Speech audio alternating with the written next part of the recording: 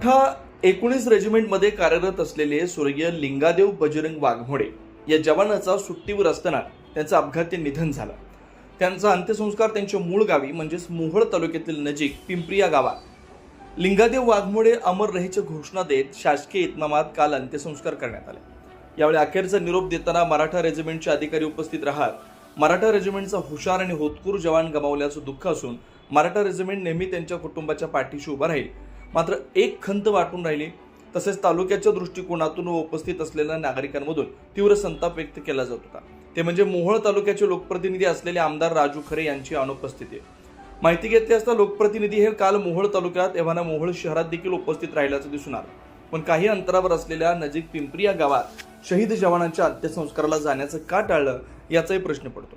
एखाद्या वेळी लोकप्रतिनिधी तालुका व्यतिरिक्त बाहेर असते तर मोहोळ तालुक्याच्या नागरिकांनी समजू शकले असते, मात्र हाकेच्या अंतरावर येऊनही त्या ठिकाणी जाऊ शकले नाही। जेव्हा जेव्हा जिल्ह्यात उपमुख्यमंत्री एकनाथ शिंदे किंवा मंत्री भरत गोगावले येतात तेव्हा तेव्हा आमदार राजू खरे आपल्या हातातील सगळी कामं सोडून कार्यक्रमाला हजर असतात, मग स्टेज कुणाच्याही कुठल्याही पक्षाचा असो।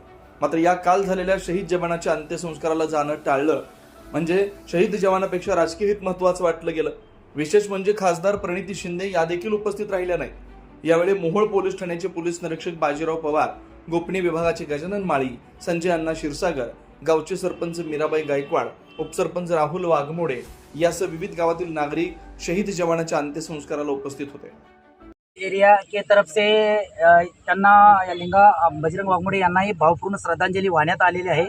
तरी त्यांना ह्या दुःखातून हा डोंगराचा जो भी त्यांच्यावरती डोंगर आले कोसळलेला त्या दुःखातून आपल्या सर्वांच्या तर्फे त्यांना वरतीमध्ये निघण्यासाठी त्यांना आम्ही आशीर्वाद देतो की त्यांना जादाचे जादा ह्या दुःखातून वर निघावे आणि त्यांच्यातर्फे ह्या सर्वांच्या तर्फे MG एरिया अहिल्यानगर यांच्यातर्फे आलेल्या टीमतर्फे बी त्यांना भावपूर्ण श्रद्धांजली।